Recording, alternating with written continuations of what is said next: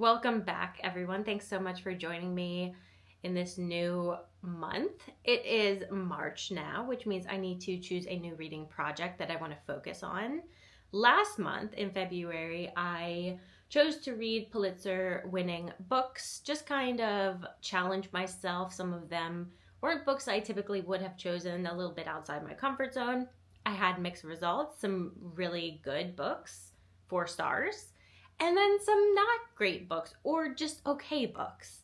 But this month, I'm going to reward myself and I'm going to choose books that I think I'm really going to enjoy, books that I can imagine rating 5 stars.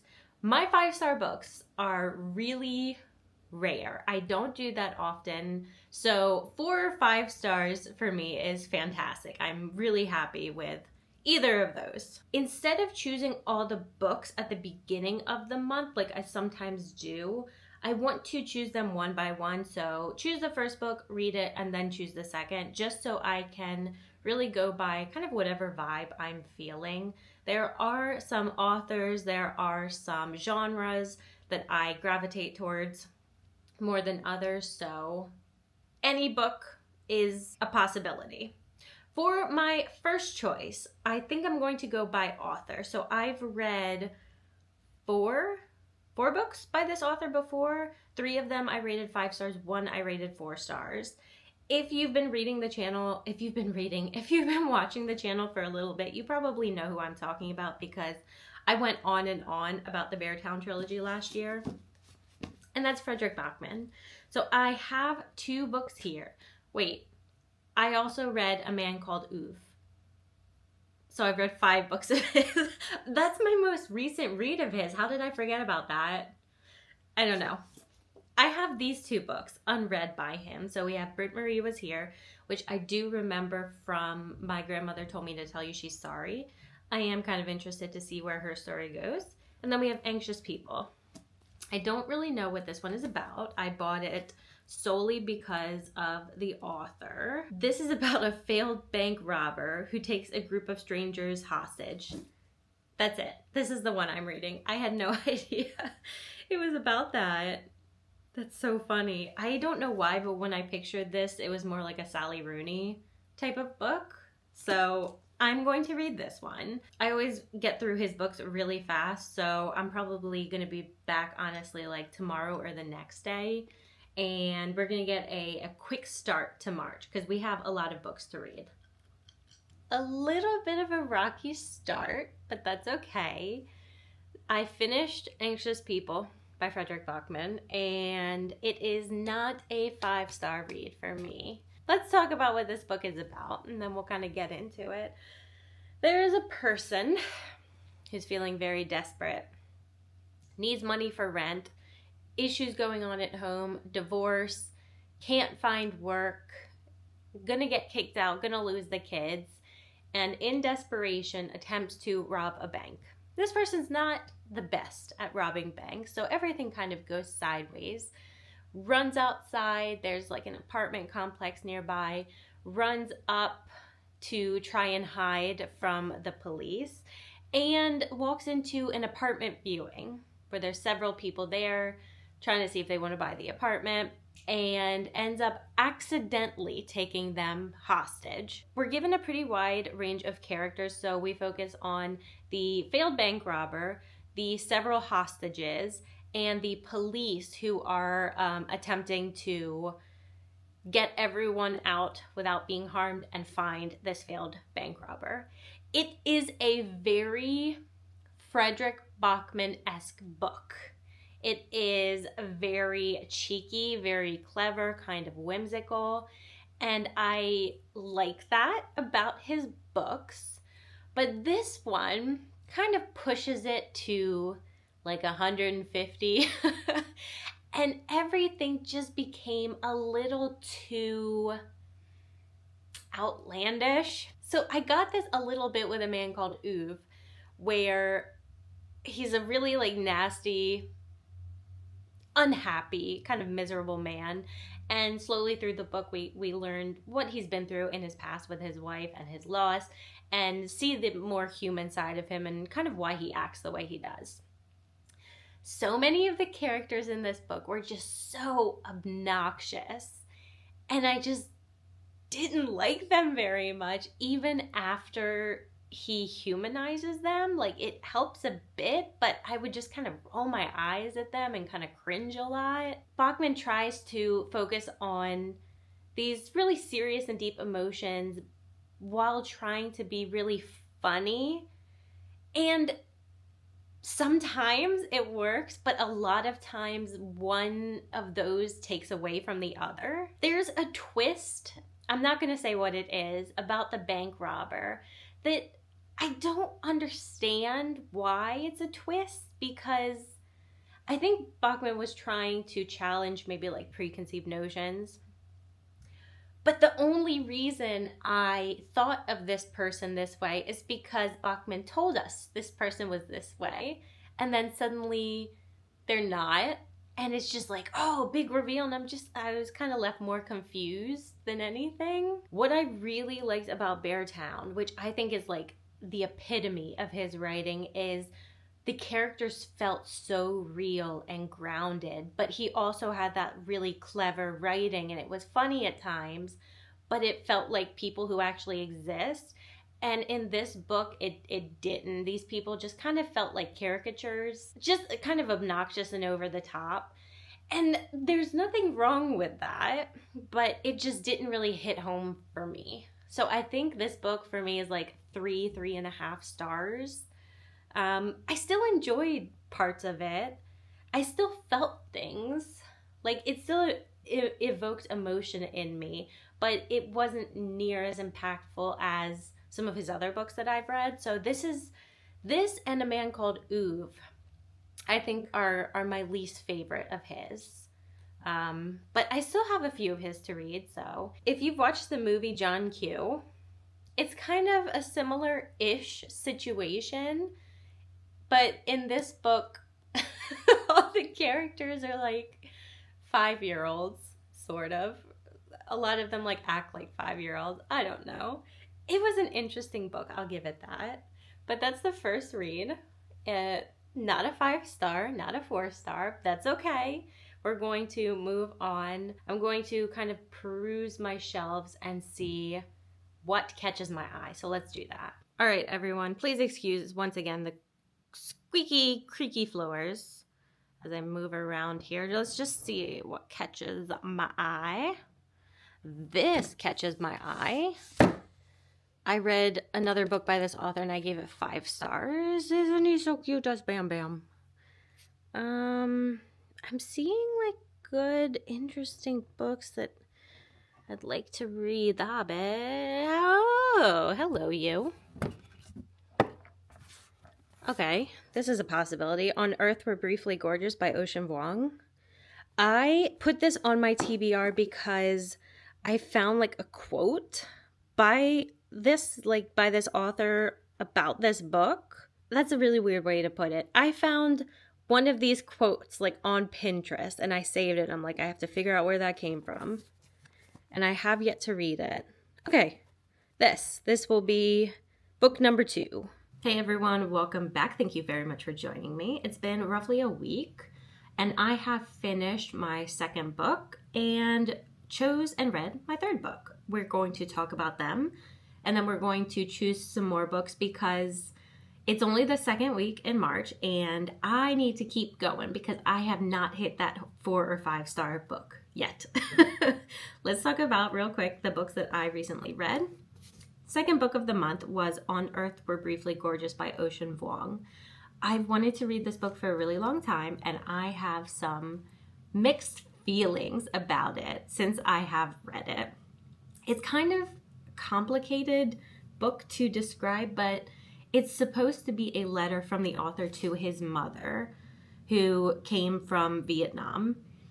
And it's kind of part biography of the author's childhood, growing up in the US, never really feeling fully accepted, coming to the realization that he's gay, and then his brief relationship with a boy at the time. It's also part biography of his mother and grandmother and kind of some of the terrible things that they went through in Vietnam. First thing he came out with was a book of poetry. So I think that's where his main focus is, and you can definitely tell that through this because it is basically one really long poem. Lots of abstract vignettes, very flowery language, many times kind of over the top. The subject matter is very bleak and everything is extremely, like every sentence is extremely serious. I've struggled with that as well in previous books. Like I like dark subject matter. I like sad, serious books. But when the whole thing is like that, it feels like you really need a little bit of levity, because when it's just like dark passage after dark passage after dark passage, you kind of, it's like when you're eating something super sweet and you eat it so much and then suddenly everything, like even if you had just like a spoonful of sugar, you're like, oh, it's the same thing. You kind of lose your sensitivity to some of the emotion, I guess. That being said, some of the passages are absolutely gorgeous, like where you kind of take a pause and you're like, man, like that was a good sentence. And I love that. At the same time, and this is why my feelings, you can see I keep going back and forth, like at the same time, it does not feel like a natural book. You know how some authors, you're just like, you read it and everything's really beautiful and it flows like effortlessly. This book feels like the author like poured over it for years, like selecting the absolute perfect word for each sentence. And I don't know if that's a good or a bad thing, but it's just like you can kind of feel the effort that went into it, whereas I tend to prefer books that just flow a little better, I guess. It's so nice when you finish a book and you're like, that was fantastic, 5 stars, blah, blah, blah. But when you have such mixed feelings about it, it didn't get up into the 4-star ratings for me, just because some of the other things that I didn't enjoy about it, but it got close. I would say this is like 3.5. Unfortunately, Goodreads doesn't let you do that, which is really frustrating. But it was definitely an interesting reading experience, I will say that. His poetry, what's the book of poetry? Night Sky with Exit Wounds, something like that. I do want to check that out. I think it would be a lot easier to digest in kind of short, separate passages, whereas like this is kind of a book full of poetry. That's my very gray analysis of this book. The third book of the month I chose because the author, I've only read one other book by this author and I gave it 5 stars, and that was Tinkers by Paul Harding. And this is Enon by Paul Harding, which is about the grandson of Tinker's main protagonist. I didn't have the same experience with this as I did with Tinkers, which is completely fine. This is about a man, we spend about a year in this man's life right after he loses his daughter. She goes out on a bike ride, car hits her, she dies, and this is pretty much him dealing with his grief, coming to terms with her being gone, his marriage falling apart. Like Tinkers, this isn't a plot central book, but unlike Tinkers, I didn't have enough investment and emotion in this book to make up for that lack. With Tinkers, I remember it was just like, it was a book where you just sit in it and you kind of let the words wash over you and you're like, man, I am lucky that I picked this book up randomly. Like, what would my life be like if I didn't read this book? It was kind of like that, where you just kind of want to sit there and feel the words. This book, similar to Ocean Vuong's, like it had some really beautiful passages about grief in it, but it didn't have the same effect on me, and I would kind of find my attention wandering through parts of the book. It was a little bit too introspective, I think, and there was sort of like this distance between myself and the narrator, whereas in Tinkers, it kind of felt like I was right over the shoulder of the main character. This one I gave 3 stars. I've given 3 stars to all 3 books so far.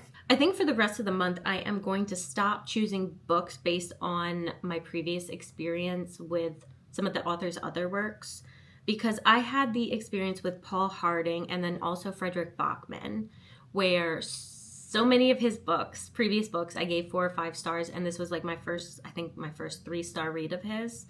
And then the same with Inan. Previous one was 5 stars, this one was 3. So I just need to kind of choose books that I'm in the mood for, that I think are gonna like hit really hard. This first book has probably been the longest book on my Goodreads TBR, and that is Kafka on the Shore by Haruki Murakami. I really don't know what this is about. It's similar to On Earth We're Briefly Gorgeous, where I found random quotes of this book, and then I kind of traced them back to figure out where they came from so I could make sure I read the thing. And they came from this. And I have only read one of Murakami's other books, I think. And I have several of his. So this will give me a good idea if I want to maybe like do a Murakami week or month and go through a lot of his books. I'm not sure if I'm going to pronounce this one right. I think this is Catabasis by R.F. Kuang. I've really wanted to get to The Poppy Wars by this author. Have not read anything of hers yet, so I'm very excited to delve into this, especially since I think this is a retelling of The Divine Comedy, isn't it? I know it has to do with like 2 college students traveling to hell to save their professor. That's all I know about it, but that sounds pretty cool. I love the artwork. I'm really excited to read something by this author. This was a book club pick as well, so I do need to get through this, even if I wasn't going to choose it for my 4 or 5-star read. So we're going to work on these 2 next, and maybe one of them will come back as a 4 or 5-star success. Hey guys, thanks for joining me for my very, very, very late reading update. It has been well over a week. March is almost over. I've only got a few days left in March, and I still need to read 2 more books that I need to finish. However, I have completed another book, the chunkiest book, and I just seem to be caught in this perpetual 3-book state because it happened again in this book. This wasn't my pick personally, this was a book club pick, but I wouldn't have been surprised if it scored high, like a 4 or 5-star, because I really, really, really love any type of Greek myth retelling, which is what this is. This is a retelling of Dante's Inferno, specifically the descent into hell and then traveling through the various levels of hell. Now, this book is by R.F. Kuang. I am so excited to have finally gotten to read something by her. I've wanted to for a long time. I'm still very optimistic about the Poppy Wars. I want to try more of her like more fantasy heavy books. However, this book, yeah, this book was like a 3.25, 3.5. It is Dark Academia, which I don't read a ton of, but I've been wanting to try more of, so here we go. This is very heavy on the academia portion. Alice and Peter are both studying at Cambridge. They're getting their PhDs in magical studies, and they're both studying under Professor Jacob Grimes. Now, he is kind of notorious in the world of magic. He is a very, very talented magician. I keep saying musician. He's a magician. But he has not the greatest reputation. He's kind of sketchy. They're both studying under him and kind of competing against each other to be the best pupil. The field of magic is pretty competitive, so it's difficult once you have graduated either to get some sort of professorship or to land a good job. And both Peter and Alice really need a recommendation from the professor because that'll go a long way in finding a good job. The professor has recently had a mishap, There was some sort of like accidental magical explosion, and he has passed away. Now, chapter 1 kind of drops us right into the excitement. Alice is devising a way to travel into hell to try and get his soul back, and Peter kind of stumbles upon her doing this and decides that he's going to tag along. And the book follows them as they descend into hell, as they go through the various levels of hell, as they find the professor, and a lot is revealed. Initially, the motivation for both the characters is we really need this professor's recommendation. So we need to get him back so he can like write us a letter and be like, accept these two, they're great. Which really shows you like how obsessed with academia both of them are. But as the story goes along, more is revealed into why they like what they need from the professor and why they are willing to risk so much in order to do this. The book does a lot of things great. So it was really impactful reading at this, like in this time period, Alice's experience with academia as a woman, as one of the rare women in Cambridge at this time, and just a lot of like the microaggressions she faced, a lot of the things that she needs to be mindful of that none of the men do. She has to walk this really fine line between being likable and being pretty, but she can't be too pretty and she can't be too tempting to them, and she has to be bookish, but she can't be like a prune. And it just kind of this exhausting balance that she has to find that none of her male fellow students do. It does that really well. It captures the obsession with learning and with academia really well. Like, Alice has this really unhealthy relationship with Cambridge and like grows weak from losing sleep and not being able to eat, and she kind of takes pride in the weakness of her body, and a lot of the students do, like how many pleasures of life that they limit themselves to in order to learn more and to focus completely on kind of their mental health rather than anything physical or spiritual or emotional. The book also kind of felt more like an ode to the author's intelligence, and I don't say that in a necessarily negative way. A lot of times if I would say like, oh, this book is about proving how smart the author is, you'd automatically think that they're like, oh, like look and be in awe of me and what I can do. And it doesn't feel like that at all. I don't think the author was trying to do that.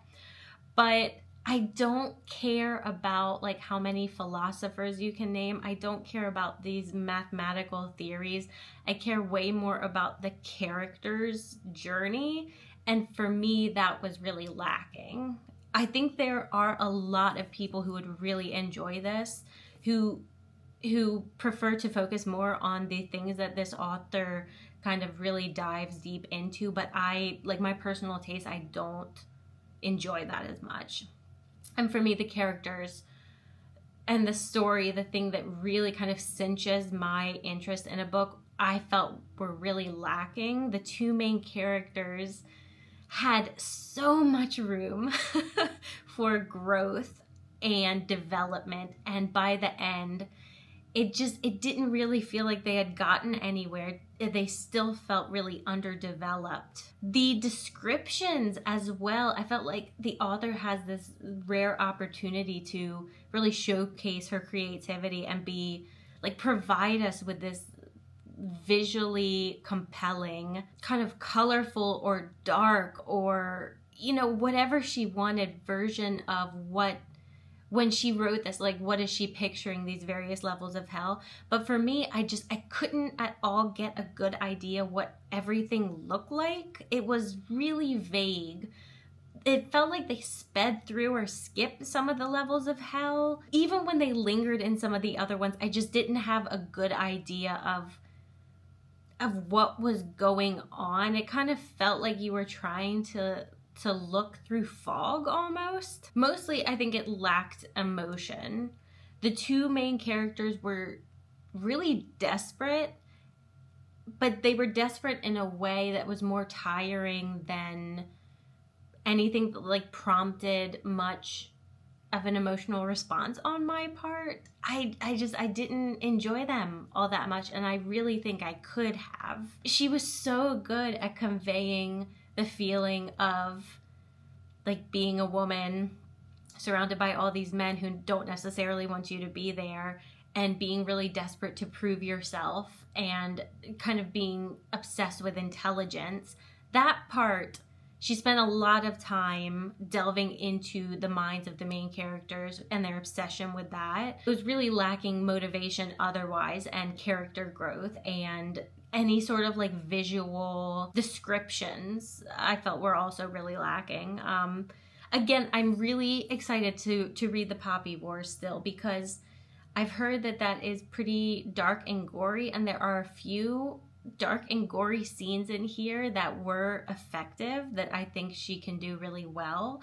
So I'm not saying I don't want to read anything else by this author. I'm just saying this one wasn't really a hit for me. 2 more books I need to finish in a few days. It is the 28th. How many days are in March? I don't know. I'm about halfway through Kafka on the Shore.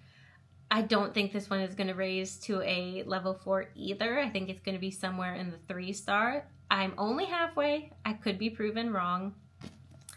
I'm going to wait until I finish to talk about this book, because it is confusing. There are a lot of different things going on with different people, possibly different time periods. I'm not sure yet. And I am just having faith that by the end, it's going to make sense and somehow connect, because it hasn't yet. But I'm going to cross my fingers that we'll get there. I've had this on my TBR, high hopes for it for so long. And at least I'll be able to say I've read it, right? So I'll talk about that one when I finish it. But I've decided the last book I want to read, Something Wicked This Way Comes by Ray Bradbury. I think this will just be a nice break from a lot of the kind of dark drama filled books I've been reading this month. This is by Ray Bradbury. I think this is the first book of his I've read. Probably most well known for Fahrenheit 451. Isn't that him? I think this is him.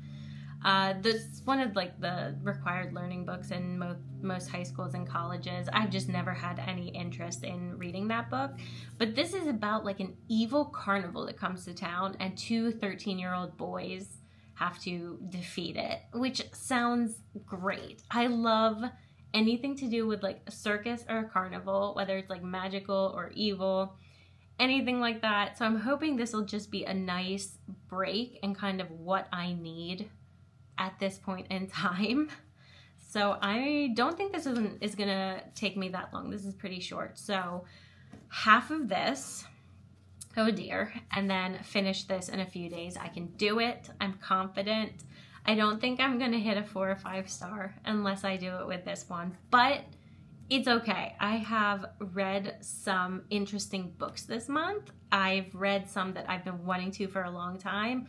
Books by some authors that I've rated some of their other stuff really highly. It's okay if not every book by them is a 5-star. March is over. I have successfully completed my final 2 books of the 5-star prediction readathon, and I've got good news and I've got bad news. The good news is I have finally broken the dreaded 3-star curse, and bad news is I broke it in the wrong direction. So I have my first 2-star book of the year, and it's funny because I've only read one other book by this author. I also gave that book 2 stars, and that is Haruki Murakami. I think this author just might not be for me, which is unfortunate because there are so many people out there who really love his work.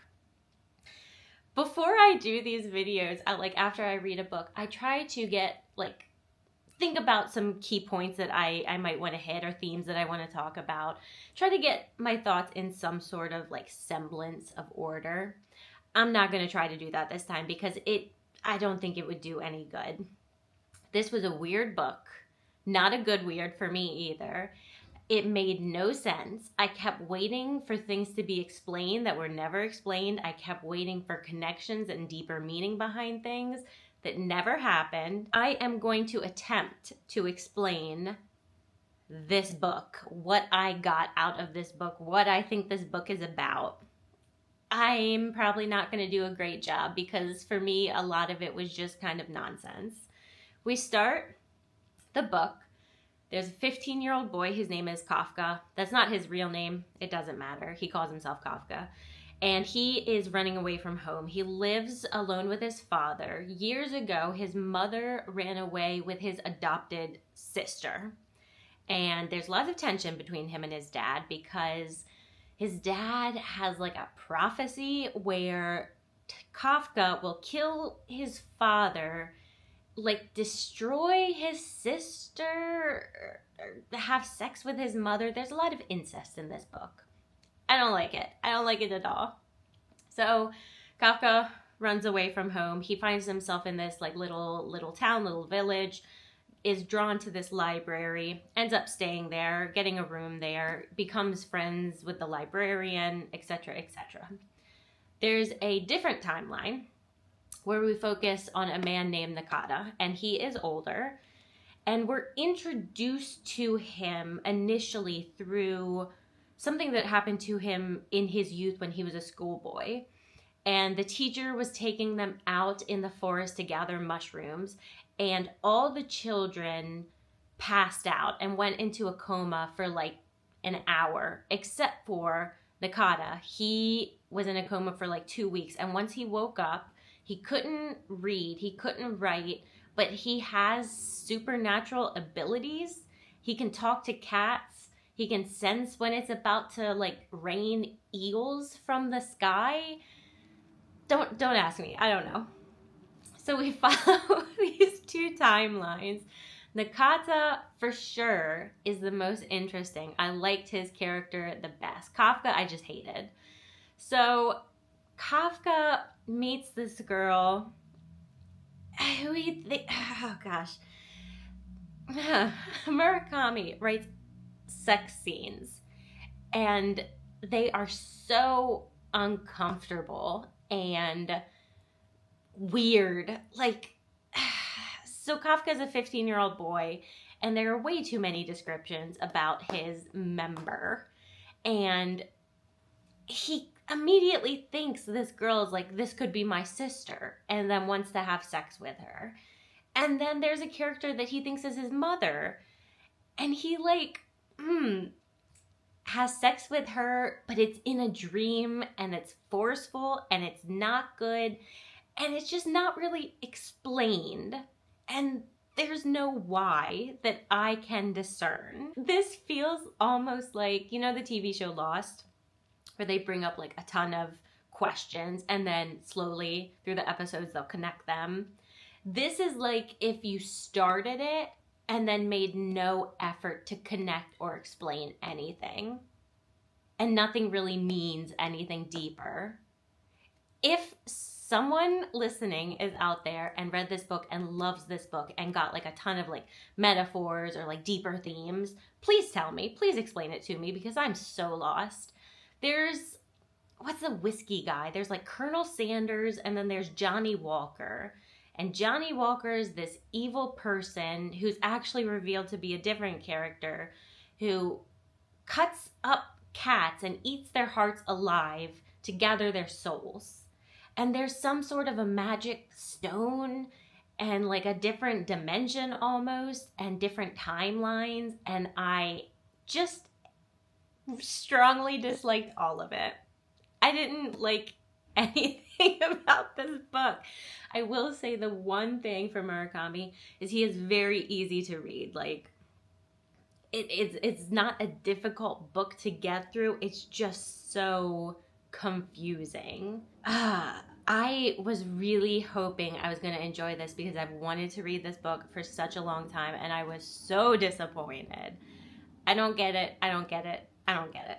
On the other hand, I did read Ray Bradbury's Something Wicked This Way Comes, and this book, it was fine. This was like a 3.5 star. It focuses on two boys Will and, what's the other one's name? Will and, is it not going to say it on the back? What's your name? Will and Jim. And they are 13, about to turn 14. They're best friends. They're next door neighbors. They're growing up together in this kind of quaint American town in Connecticut. I don't know. It doesn't matter what state it's in. And one night this carnival comes to town. Only it's not a feel-good, be entertained, be slightly scared, be amazed carnival. It's a sinister carnival that starts preying upon this town. And it's up to Jim and Will to defeat it with the help of, is it Jim's father or Will's father?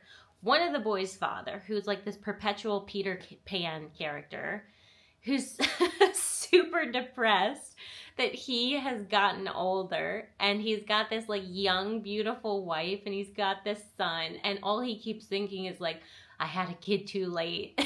He wants to like, he keeps thinking how it would be so nice to like run as he used to as a boy. And the three of them team up to kind of defeat the evil of this carnival. This was fairly enjoyable. I think I would have really liked this if I read it when I was like 11 or 12. It's got some pretty outdated writing that kind of took me out of it a bit more than, like, Jane Austen is very outdated as well, but with her writing, once I get used to it, I really get into the story. This one, I struggled with that more. But as a whole, I'm glad I finally read something by Ray Bradbury.